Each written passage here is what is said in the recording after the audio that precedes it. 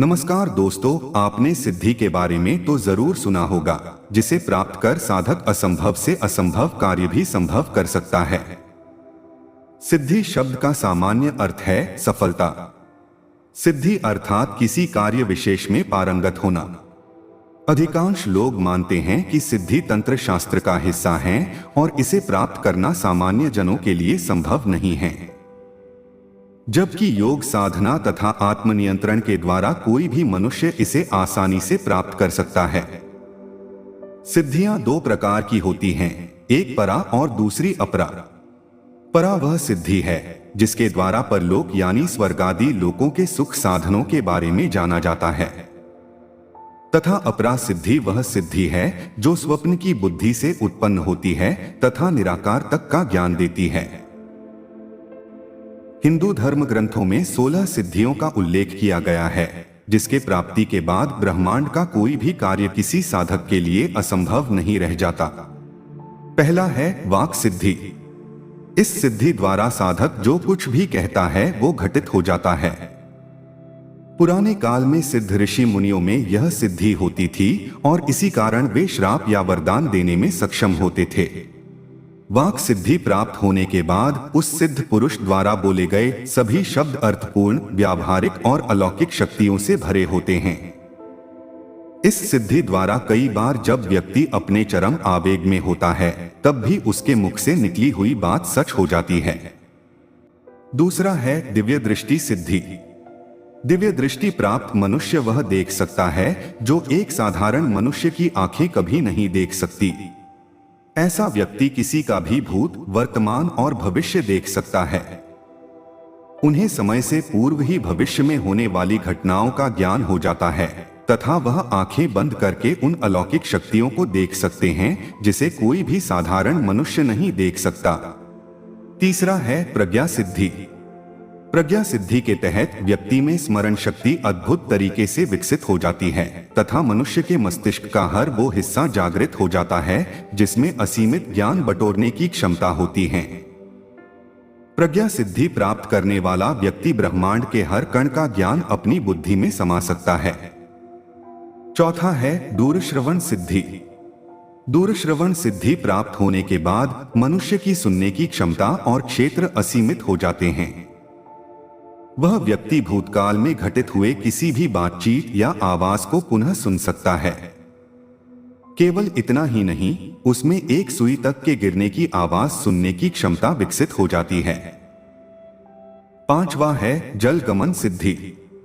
जल गमन का अर्थ है जल की सतह पर भ्रमण करना। जल गमन सिद्धि प्राप्त होने के बाद कोई भी मनुष्य पानी की किसी भी सतह पर आसानी से चल सकता है, चाहे वह नदी की सतह हो, तालाब हो या समुद्र। छठा है वायुगमन सिद्धि। वायुगमन सिद्धि प्राप्त होने के बाद सिद्ध पुरुष का वायु पर पूरी तरह नियंत्रण हो जाता है। वह न केवल अपने शरीर को हल्का कर हवा में उड़ सकता है, बल्कि अपने शरीर का सूक्ष्म रूप धारण कर एक जगह से दूसरी जगह या एक लोक से दूसरे लोक की दूरी कुछ ही पलों में तय कर सकता है।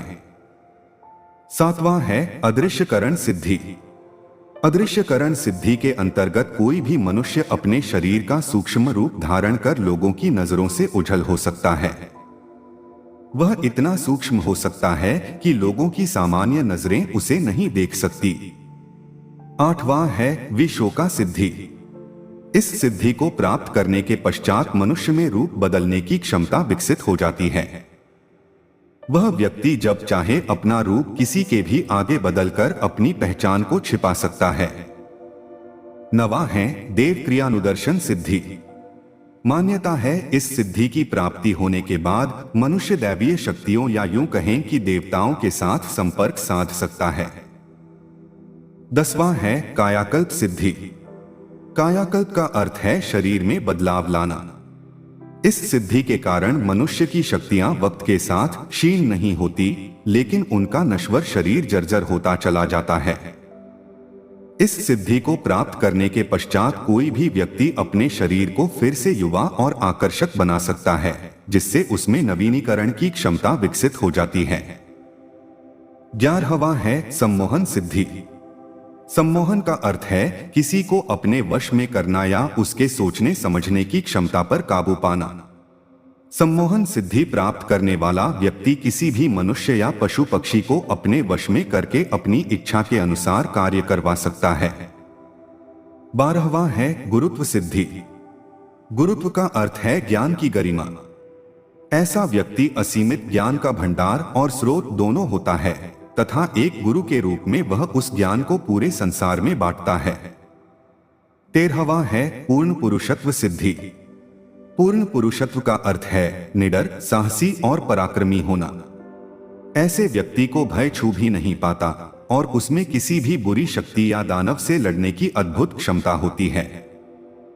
14वां है सर्वगुण संपन्न सिद्धि। ऐसा सिद्ध पुरुष संसार के सभी गुणों से संपन्न होता है। उसमें वे सभी भावनाएं होती हैं जो लोक कल्याण या संसार के हित के लिए आवश्यक है, फिर चाहे वह वीरता से जुड़ा हो या दया भाव से। ऐसे मनुष्य तेजस्वी होते हैं और मर्यादा पुरुषोत्तम कहलाते हैं। 15वां है इच्छा मृत्यु सिद्धि। इस सिद्धि पर विजय प्राप्त करने का अर्थ है काल पर विजय प्राप्त करना। ऐसे सिद्ध पुरुष को समय भी नहीं बांध सकता तथा वे जब चाहें तब अपना शरीर त्याग कर नया शरीर धारण कर सकते हैं। ऐसे व्यक्ति को मृत्यु का भय नहीं सताता क्योंकि समय पर विजय पाकर वह मृत्यु पर भी विजय प्राप्त कर लेता है। 16वां है अनुर्मी सिद्धि। अनुर्मी सिद्धि पा लेने के पश्चात उस सिद्ध पुरुष पर प्राकृतिक वातावरण, मौसम या भूख प्यास का कोई प्रभाव नहीं पड़ता। ऐसा व्यक्ति कभी बीमार नहीं पड़ता और ना ही उन्हें भूख प्यास सताती है। उपरोक्त सिद्धियों के अलावा भी मार्कंडेय पुराण और गीता में भगवान श्री कृष्ण के अनुसार 8 प्रकार की सिद्धियों का वर्णन किया गया है, जिसे अष्ट सिद्धि के नाम से जाना जाता है।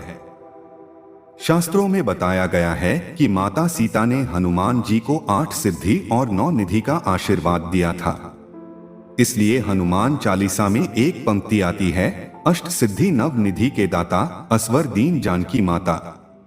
चलिए जानते हैं इन अष्ट सिद्धियों के बारे में, जिसे प्राप्त करने के बाद मनुष्य साधारण इंसान नहीं रहता। पहला है अणिमा। इसमें अपने शरीर को एक अणु के समान छोटा कर लेने की क्षमता होती है। दूसरा है महिमा। इसमें शरीर का आकार अत्यंत बड़ा करने की क्षमता होती है। तीसरा है गरिमा। इसमें शरीर को अत्यंत भारी बना देने की क्षमता होती है। चौथा है लघिमा। इसमें शरीर को भार रहित करने की क्षमता होती है। 5वां है प्राप्ति। इसमें बिना रोक टोक के किसी भी स्थान को जाने की क्षमता होती है। 6ठा है प्राकाम्य। इसमें अपनी प्रत्येक इच्छा को पूर्ण करने की क्षमता होती है। 7वां है ईशित्व। इसमें प्रत्येक वस्तु और प्राणी पर पूर्ण अधिकार की क्षमता होती है। 8वां है वशित्व। इसमें प्रत्येक प्राणी को वश में करने की क्षमता होती है। अष्ट सिद्धियां वे सिद्धियां हैं जिन्हें प्राप्त कर व्यक्ति किसी भी रूप और देह में वास करने में सक्षम हो सकता है। वह सूक्ष्मता की सीमा पार कर सूक्ष्म से सूक्ष्म तथा जितना चाहे विशालकाय हो सकता है। परंतु सिद्धि प्राप्त करना कोई आसान काम नहीं होता। सिद्धि प्राप्त करने के तरीके काफी मुश्किल होते हैं। उसके लिए कठोर तप बहुत ही सावधानी से किए जाते हैं। इस कार्य में परिश्रम के साथ तन मन सबको तपना पड़ता है और एक समय के बाद सब सही होने पर सिद्धियों की प्राप्ति हो जाती है। दोस्तों, आप इन सब सिद्धियों में से कौन सा सिद्धि प्राप्त करना चाहते हैं, कमेंट्स में जरूर बताइएगा।